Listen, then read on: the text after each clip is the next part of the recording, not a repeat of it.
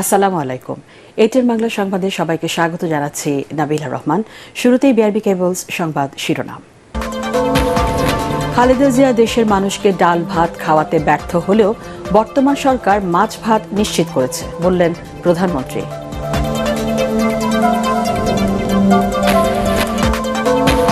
পাঁচ দশকে দেশের অর্থনৈতিক সক্ষমতা বাড়লেও কমেছে প্রাতিষ্ঠানিক সেবার মান, বেড়েছে ধনী গরিবের বৈষম্য বলছে সিপিডি।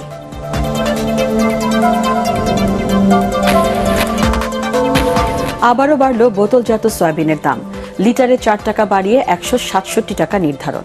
পাম অয়েলের খুচরা মূল্য 135 টাকা।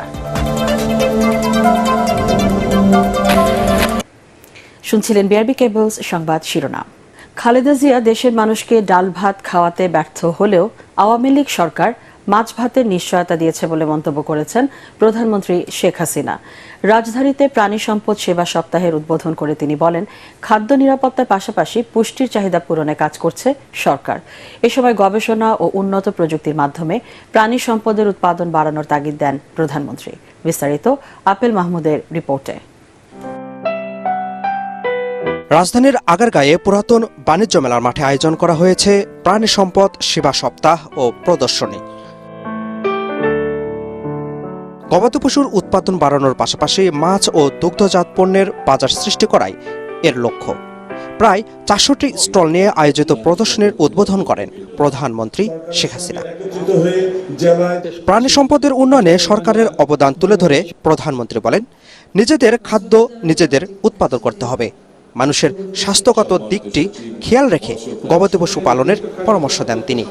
হাঁস, মুরগি, গরু, ছাগল, ভেড়া যাই আমরা উৎপাদন করি, মহিষ, সেগুলিকে আমরা কিভাবে লালন পালন করছি, কিভাবে সেগুলি যখন এগুলি জবাই করা হয় স্বাস্থ্যসম্মতভাবে করা হচ্ছে কিনা, বিদেশে রপ্তানি করতে গেলে তাদের কতগুলি নিয়ম আছে সেটা মেনে আমরা করি কিনা, বা সেগুলি প্যাকেটজাত করতে গেলে সেই নিয়ম অনুযায়ী করা হচ্ছে কিনা, সে বিষয়গুলি কিন্তু আমাদের বিবেচনায় নিতে হবে, নিয়ে আমরা করতে পারি।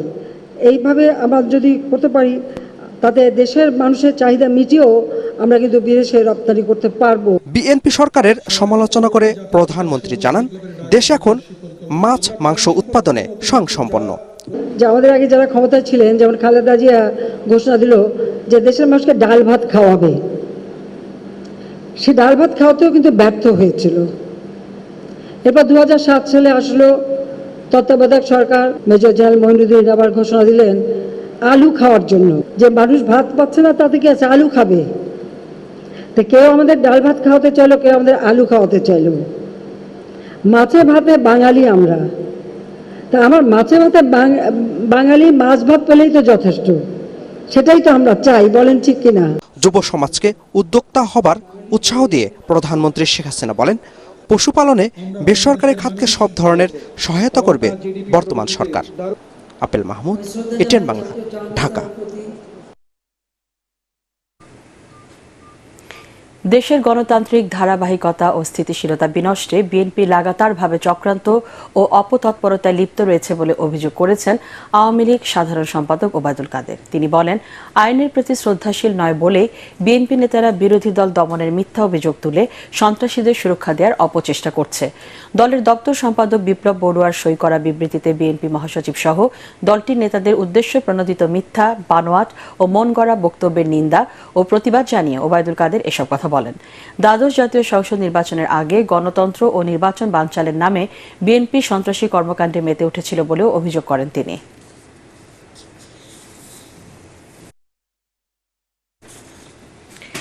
আওয়ামী লীগ ভারতের সাম্প্রদায়িক সরকারের সহায়তায় ক্ষমতায় টিকে আছে বলে দাবি করেছেন বিএনপির সিনিয়র যুগ্ম মহাসচিব রুহুল কবির রিজভী। ভারতকে খুশি করতেই সরকার বিএনপিকে সাম্প্রদায়িক উপাধি দেওয়ার চেষ্টা করছে বলেও মন্তব্য করেন তিনি। ঢাকা মহানগর উত্তর বিএনপির 7টি থানার কারা নির্যাতিত নেতাকর্মীদের ঈদ পুনর্মিলনী অনুষ্ঠানে এসব কথা বলেন রিজভী। তার দাবি, প্রতারণা নির্বাচনের মাধ্যমে আওয়ামী লীগ মানুষের ভোটাধিকার হরণ করেছে। গণতন্ত্রকামী মানুষদের ওপর জেল জুলুম করে বেশি দিন ক্ষমতায় থাকা যাবে না বলেও মন্তব্য করেন বিএনপি নেতারা। যারা মত প্রকাশের স্বাধীনতা চায়, যারা অবাধ সুষ্ঠু নির্বাচন চায়, তারা থাকবে কারাগারের ভিতরে। আর সন্ত্রাসী, মাফিয়া, ডাকাত, চোর এরা আজকে সর্বত্র দাপিয়ে বেড়াচ্ছেন।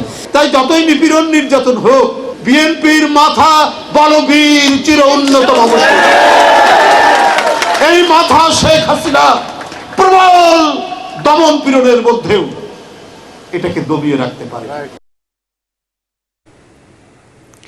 গত 5 দশকে বাংলাদেশের অর্থনৈতিক সক্ষমতা বাড়লেও কমেছে প্রাতিষ্ঠানিক সেবার মান, বেড়েছে ধনী গরিবের বৈষম্য। বিশেষজ্ঞরা বলছেন, রাজনৈতিক দলগুলোর মধ্যে পরস্পর আস্থাহীনতায় অর্জিত হয়নি কাঙ্ক্ষিত উন্নয়ন। তরিক ইসলামের রিপোর্ট। বিগত 50 বছরে বাংলাদেশের রাজনীতি, অর্থনীতি, সমাজ ও সংস্কৃতি নিয়ে 50 ইয়ার্স অব বাংলাদেশ বইয়ের মোড়ক উন্মোচন অনুষ্ঠানের আয়োজন করে বেসরকারি গবেষণা প্রতিষ্ঠান সিপিডি। ধানমন্ডির সিপিডি কার্যালয়ে বইটির বিষয়বস্তু তুলে ধরেন লেখক ও গবেষক রেহনুমা সোবহান। এই বইতে অনেকগুলা চ্যালেঞ্জের কথাও বলা আছে এবং অনেকগুলা পথের নির্দেশনা দেওয়া হয়েছে। এ সময় বইটিতে উল্লেখিত বাংলাদেশের পথ চলার বিভিন্ন সমস্যা ও সম্ভাবনার কথা তুলে ধরেন বিশিষ্টজনেরা। আমরা কোনো ঋণ ফাঁদে বা মধ্য আয়ের ফাঁদে, মিডল ইনকাম ট্র্যাপে পড়বো কিনা, এটা কিন্তু নির্ভর করবে দ্বিতীয় প্রজন্মের যে চ্যালেঞ্জগুলো আসছে সেটা মোকাবেলার ক্ষেত্রে। তো সেই চ্যালেঞ্জগুলো কি, সেটা আমি আমার প্রবন্ধে দেখাতে চেয়েছি।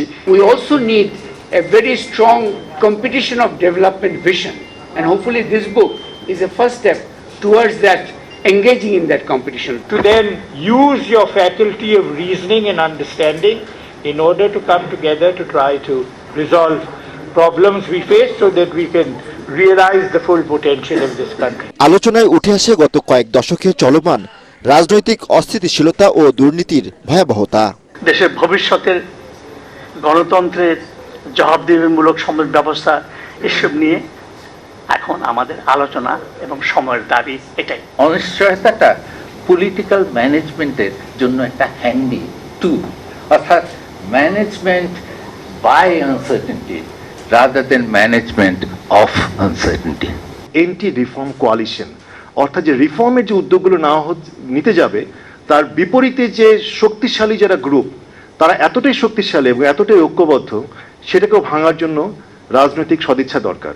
দেশের উন্নয়ন ও অগ্রগতি অব্যাহত রাখতে সরকারি প্রতিষ্ঠান ও রাজনৈতিক দলগুলোর নীতি সংস্কারের বিষয়টি বইটিতে তুলে ধরা হয়েছে বলে জানান বক্তারা।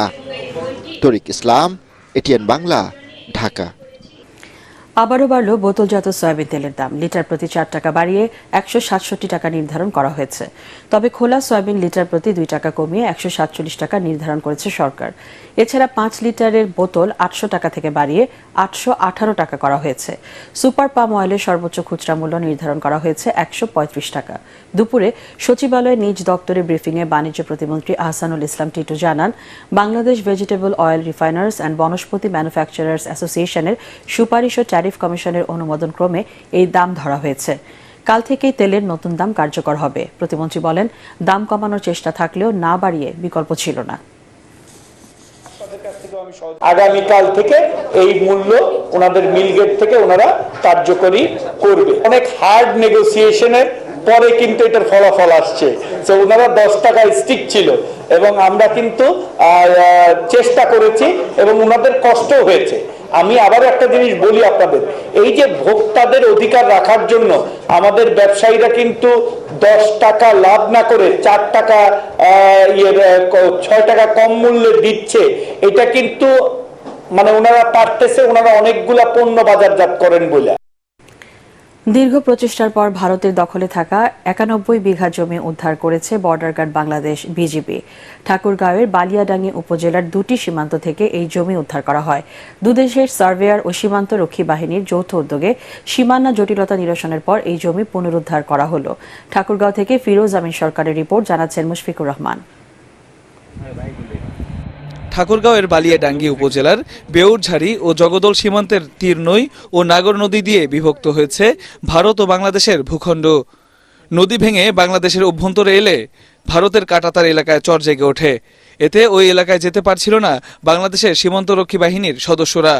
ফলে দীর্ঘদিন ধরে 91 বিঘা জমি অমীমাংসিত রয়ে যায়।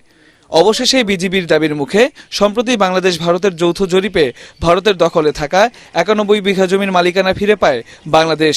স্বাধীনতার 53 বছর পর এই জমি উদ্ধারে খুশি স্থানীয় বাসিন্দারা। আমাদের এখানকার লোক, এখন কৃষকগুলো আমরা যারা আছি, আমরা খুব খুশি। আমরা যেখান থেকে পাইছি সীমানা করে আমরা সাদা পতাকা গাড়ে আমরা দেখতে ভাগ করে নিছি। আমরা খুব আনন্দিত। এই জমিটা এখন আমরা আবাদ করে খেতে পারবো। উদ্ধারকৃত এই জমি ব্যক্তি মালিকানা নাকি খাস জমি হিসেবে বিবেচিত হবে তা যাচাই বাছাই করে জেলা প্রশাসন নির্ধারণ করবে বলে জানিয়েছেন ঠাকুরগাঁও বিজিবি অধিনায়ক। ব্যাটালিয়নের নিজস্ব পর্যালোচনায় প্রাথমিকভাবে জানতে পারে যে এই জমিগুলা আমাদের, এবং সেই প্রেক্ষিতে সদর দপ্তরের নির্দেশনাক্রমে আমরা পতাকা বৈঠকের আয়োজন করি বিএসএফ এর সাথে। এর মধ্যে ৭৭ বিঘা আবাদি জমি, 11 বিঘা চা বাগান এবং 3 বিঘা নদীর চর রয়েছে, এবং এই জমিগুলি পরবর্তীতে করণীয় কি হবে সে ব্যাপারে জেলা প্রশাসনের সাথে আমাদের সমন্বয় চলমান। ঠাকুরগাঁও জেলার আয়তন ১,৮০৯ বর্গ কিলোমিটার। তবে এতদিন পর উদ্ধার হওয়া এই জমি ছিল ভারতীয় সীমান্তরক্ষী বাহিনী বিএসএফ এর দখলে। মুশফিকুর রহমান, এটিএন বাংলা। পরিবেশ রক্ষায় পরিবেশ বান্ধব ব্লক 8 দিয়ে অবকাঠামো নির্মাণের আহ্বান জানিয়েছেন গৃহায়ন ও গণপূর্তমন্ত্রী ওবায়দুল মোক্তাদির চৌধুরী। মানিকগঞ্জে ম্যাক্স গ্রুপের এএসি ব্লক অ্যান্ড প্যানেল কারখানার উদ্বোধনী অনুষ্ঠানে তিনি এই আহ্বান জানান। এ সময় পরিবেশ দূষণের ভয়াবহতার কথা উল্লেখ করে মন্ত্রী বলেন, দূষিত পরিবেশের তালিকায় বাংলাদেশ পৃথিবীতে শীর্ষস্থানীয় অবস্থায় রয়েছে। এই অবস্থা মোকাবেলায় কার্বন নিঃসরণের মাত্রা শূন্যের কোঠায় আনতে কাজ করছে সরকার।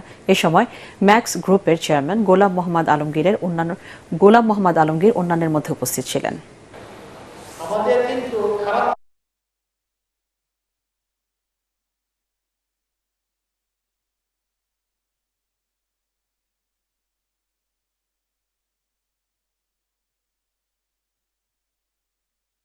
কার্বন নিঃসরণ যেটা একেবারে জিরোতে নিয়ে আসার একটা টার্গেট, এই কয়দিন আগে আমরা 70টা দেশ সিগনেচার করেছি একটা ডিক্লারেশনে প্যারিসে।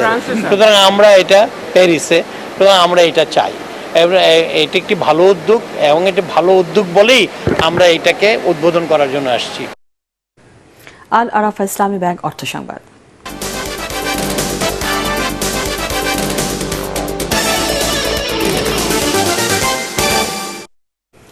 দেশের অর্থনীতি প্রসারে ব্যাংকারদের এগিয়ে আসার আহ্বান জানিয়েছেন পানি সম্পদ প্রতিমন্ত্রী জাহিদ ফারুক। তিনি জানান, ব্যাংকের জনকল্যাণমুখী কার্যক্রম সরকারের দারিদ্র্য বিমোচন ও কর্মসংস্থান তৈরির উদ্যোগকে সহজ করেছে। চতুর্থ প্রজন্মের এনআরবিসি ব্যাংকের 12 বছরে পদার্পণ, নববর্ষ এবং ঈদ পুনর্মিলনী অনুষ্ঠানে এসব কথা বলেন তিনি। শরীফুল আলমের রিপোর্ট। প্রযুক্তির ব্যবহার আর ব্যতিক্রমী ব্যাংকিংয়ের ধারণা নিয়ে দেশের প্রান্তিক উদ্যোক্তাদের পাশে দাঁড়িয়েছে এনআরবিসি ব্যাংক। 17,500 কোটি টাকার বেশি আমানতের মধ্যে 80,000-এরও বেশি অতি ক্ষুদ্র ও মাঝারি উদ্যোক্তাদের ঋণ দিয়ে কর্মসংস্থান তৈরি ও ব্যবসা প্রসারে সহায়তা করছে আর্থিক এই প্রতিষ্ঠানটি। এরই মধ্যে 11 পেরিয়ে এক যুগে পদার্পণ করল ব্যাংকটি।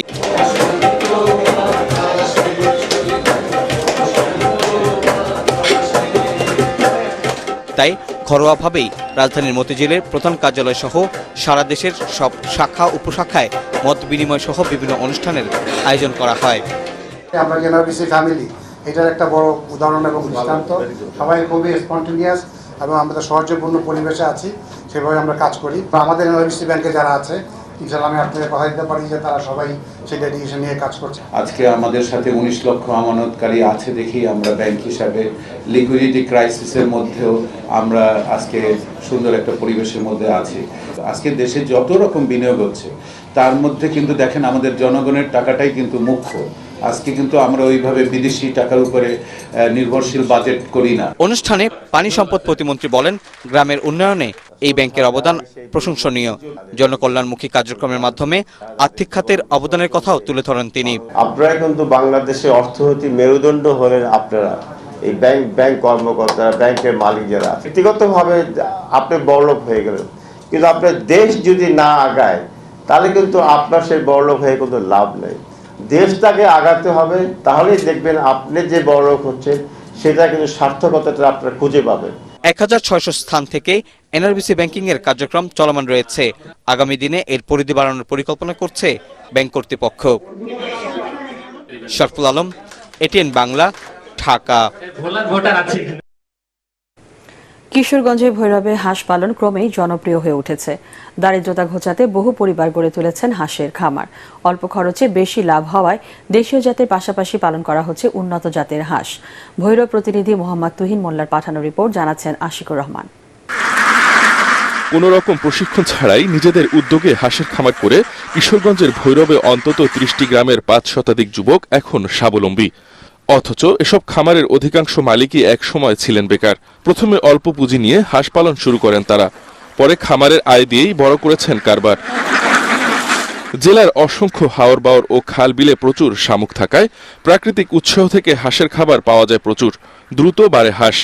এতে বাড়তি খাবারের খুব একটা প্রয়োজন পড়ে না খামারে, তাই কম খরচেই লাভবান হচ্ছেন ভৈরবের এই হাঁস খামারিরা। একদিনের বাচ্চা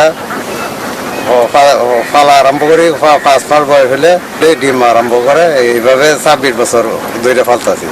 মুরগির ডিমের থেকে হাঁসের ডিমের চাহিদা বেশি, হাঁসের ডিম দিয়ে আমরা অনেক লাভবান হচ্ছি। সকালে আল্লাহ সাথে ডিম পাই, সাদা দেখা যায়, মনটা আনন্দ হয়। হাঁস পাইলে অনেক লাভবান আছি। 7টা ছেলে মেয়ে নিয়ে আমি চলে ফিরে জমা জমি কিছু কিনতে পারতাছি।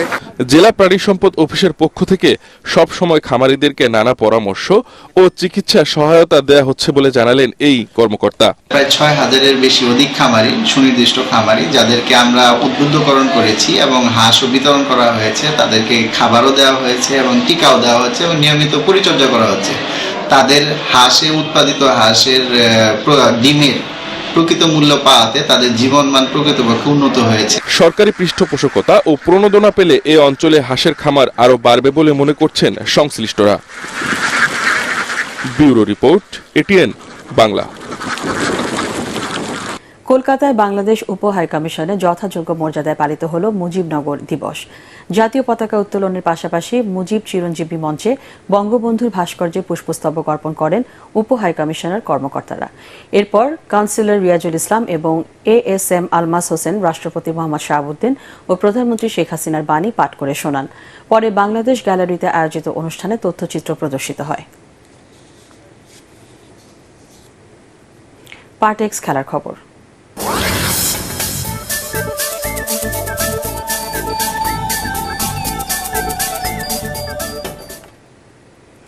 ঢাকা প্রিমিয়ার ক্রিকেটের শেষ রাউন্ডের খেলায় আবাহনীর কাছে পাত্তাই পেল না শেখ জামাল ধানমন্ডি ক্লাব। এক পেশে ম্যাচে তাদেরকে 10 উইকেটে হারিয়ে অপরাজিত চ্যাম্পিয়ন হয়েছে আবাহনী। মাত্র 89 রানে জয় টার্গেটে নেমে হেসে খেলে ম্যাচ জিতে নেয় আকাশী হলুদ শিবির। এনামুল হক বিজয়ের অপরাজিত 37 এবং নাইম শেখের হার নামানা 53 রানে 238 বল হাতে রেখে 91 রান তুলে জয় পায় আবাহনী লিমিটেড। এটি তাদের 21তম শিরোপা জয়। এর আগে মিরপুর শেরেবাংলা স্টেডিয়ামে শরীফুলের বোলিং তোপে মাত্র 88 রানে গুটিয়ে যায় শেখ জামাল। ম্যাচ সেরা শরীফুল 35 রানে 4 উইকেট তুলে নিয়ে শেখ জামালের ধস নামান। ক্রিকেটার নাজমুল হোসেন শান্ত, ফুটবলার রাকিব হোসেন এবং স্প্রিন্টার ইমরানুর রহমানকে নিয়ে কুল BSPS স্পোর্টস অ্যাওয়ার্ড 2023-এর সংক্ষিপ্ত তালিকা প্রকাশ করেছে Bangladesh sports press association. BOA ভবনে সংবাদ সম্মেলনে পপুলার চয়েসের সংক্ষিপ্ত তালিকাও প্রকাশ করে BSPA। এবছর 16টি বিভাগে 18 জন বর্তমান ও সাবেক ক্রীড়াবিদ, সংগঠক ও সংস্থাকে পুরস্কৃত করা হবে। সংবাদ সম্মেলনে উপস্থিত ছিলেন স্পন্সর প্রতিষ্ঠান স্কয়ারের head of marketing doctor Jesmin Zaman, BSPA সভাপতি রেজওয়ানুজ্জামান এবং সাধারণ সম্পাদক শামুন হোসেন। আগামী রোববার স্থানীয় একটি হোটেলে দেশীয় ক্রীড়াঙ্গনের সবচেয়ে পুরনো এই অ্যাওয়ার্ড অনুষ্ঠানের উপস্থিত থেকে পুরস্কৃতদের সম্মাননা ও অর্থ তুলে দেবেন যুব ও ক্রীড়া মন্ত্রী Nazmul Hasan Papon. Green delta premier লিগে জয় দিয়ে সুপার 6 পর্ব শেষ করল উষা ক্রীড়াচক্র। নিজেদের শেষ ম্যাচে তারা 2-0 গোলে হারায় বাংলাদেশ পুলিশ SC-কে। মৌলানা ভাসানী হকি স্টেডিয়ামে হাড্ডাহাড্ডি লড়াইয়ে খেলার দ্বিতীয় কোয়ার্টারে আরশাদের গোলে লিড নেয় উষা। খেলার তৃতীয় কোয়ার্টারে ব্যবধান দ্বিগুণ করে তারা। বাকি সময় আর কোনো গোল করতে পারেনি কোনো দল। এই জয়ে 31 পয়েন্ট নিয়ে চতুর্থ স্থানে থেকে প্রিমিয়ার লিগ শেষ করল উষা ক্রীড়াচক্র। আর 20 পয়েন্ট পাওয়া পুলিশ SC-র অবস্থান পঞ্চম। শেষ করার আগে BRB কেবলস সংবাদ শিরোনাম জানিয়ে দিচ্ছি আরেকবার। খালেদা জিয়া দেশের মানুষকে ডাল ভাত খাওয়াতে ব্যর্থ হলেও বর্তমান সরকার মাছ ভাত নিশ্চিত করেছে বললেন প্রধানমন্ত্রী।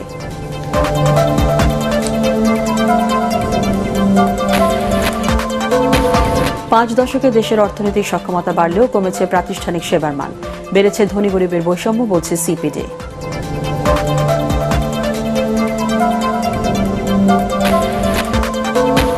আবারও বাড়ল বোতলজাত সয়াবিনের দাম, লিটারে 4 টাকা বাড়িয়ে 167 টাকা নির্ধারণ। পাম অয়েলের খুচরা মূল্য 135 টাকা।